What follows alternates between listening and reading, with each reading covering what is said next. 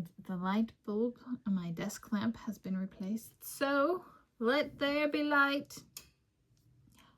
All right, we have another video fun of the video conceptualization type. So I have my MacBook Neo and the case I am using.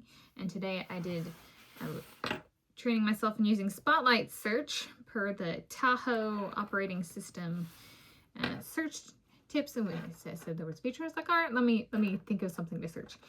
And so something I covered last year in 2025, I kind of talked about like if there was like a divine, something that would be like divine, if I got it from my God, like a divine diagnosis. And I talked about diabetes type 1 and my blood sugar being kind of low because I burn a lot of sugar. And so like when blood sugar or blood glucose is low, it can be termed hypoglycemia. So I talked about diabetes type 1. I also brought up polio back then. And so I've decided to add in a third one. So the term I searched my computer for was diabetes. And it pulled up, I've talked about diabetes before on this channel. And there is a family history of diabetes, though not necessarily type 1. And so I was like, all right, let's throw in another thing I've talked about, polio, and then something else I've talked about as potentially a self-diagnosis for something that's happened. So here it's Thursday to April 2026, and I'm Tanis, she, her, hers of Seattle. This is my MacBook Neo. I named Aorta in the spirit inspired by my cardiology self-experimentation. So cardiology is study of the heart, which falls into physiology. So this is not necessarily out of the blue in terms of like topical coverage, just kind of pulling things together into one cohesive video, if not other than it just being one video. So this is self-characterization and physiology, polio, diabetes type 1, or premature ventricular contractions. So here I, Tanis, she, her, hers of Seattle, Tanis Presley, if it's Tanis Presley at the time. Documentation somewhere. Here I self-characterize in the realm of physiology. Which of these three items may be most of a fit with my physiology per my lived experiences? Polio, type 1 diabetes, or premature ventricular contractions. So for polio, I did get a polio vaccine growing up. It was required within the public education system here in Washington State, and polio was required, if I'm recalling correctly. Polio is one that, per my understanding, it's one that can cause the loss of mobility in one's lower limbs. So like a person might not be able to walk. And the closest I have to that, I was like kind of racking my brain for what, that's a rather severe thing. Do I have anything that's kind of similar to that? And I have mild asthma.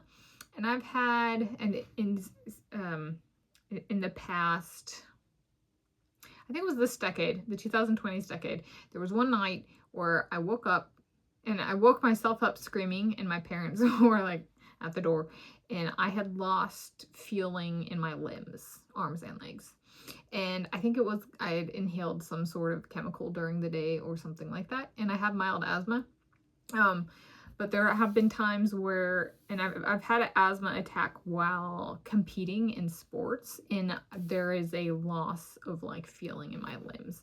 So that's the closest I've got. That's an oxygen deprivation thing, though, to the best of my knowledge, for asthma. But I suppose, per my asthma, I would say, though, if I wanted to combine that with like a polio vaccine wearing off or something like that, which I don't actually know if that's possible. Okay, I'm not familiar with polio and the polio immunization in that sense. But there's one thing on the likelihood of, I don't know if those things could collide, but there's like background there. Diabetes type 1. So there's diabetes in my family tree. However, 2 generations before me, I think it was multiple people, not like directly up, but if we went directly up and spread out, I think there was a few people with diabetes type 2. I consume sugar. However, I have been finding out in kind of my cardiology self-experimentation that if I burn more sugar than I consume, I can feel a little bit wonky.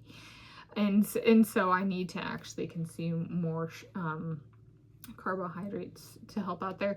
And I've covered this before. I've gone to the American Diabetes Association website and looked up like is low blood glucose a thing, low blood sugar, and it turns out it is. It's called hypoglycemia, and it tends to go with diabetes type 1. And I was like, so in that case, I've taken corrective actions since then, and like was working on my self-experimentation, and I've permanently implemented solutions. So that would be one where while I have a permanent solution, I didn't correct it in time, so to speak, and it comes back up, or there's some sort of behavioral or cultural change where my body just can't quite handle it. So I would say, I would say situationally, perhaps more of a fit than polio. And then there's the last one, which is kind of more like, if it's this one, most of the fit, and if it ever came to be, I get to save this man. This man saved me. Sandeep Jauhar. This is Heart, a History. I've read this a few times, and then book/reading notes videos on the book, but pages 232 to 233. It describes a little bit premature ventricular contractions that the author has. And I was reading it in, I think it was my second notes video back in 2025, where I said, it kind of sounds like maybe that's what happened when I fainted. So I've had 2 fainting spells, one in 2009 here in Washington State, and one in 2014 in Hawaii. And in both situations, I ended up in an emergency room. And in both situations, medical professionals, the emergency responders or trauma, the emergency room workers, told me, listed low blood pressure, cardiology, heart stuff as a potential culprit behind that. And so since I work on my cardiology self-experimentation, I was like, I don't know if it's low blood pressure. And I was reading this, and it was the second time through, and I was like, maybe it was this.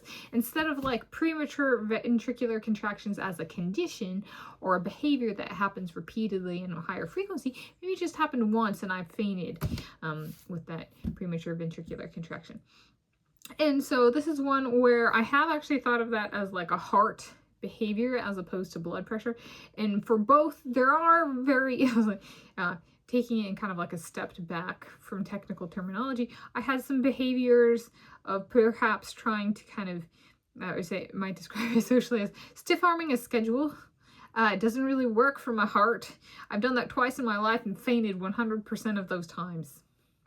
So behaviorally, the like reconstruction of the crime scene around these fainting incidents that were so severe, I ended up in an emergency room, and like there were medical professionals, okay, in more than one United States of America state. I do agree with the medical professionals like categorization of the heart potentially behind the fainting.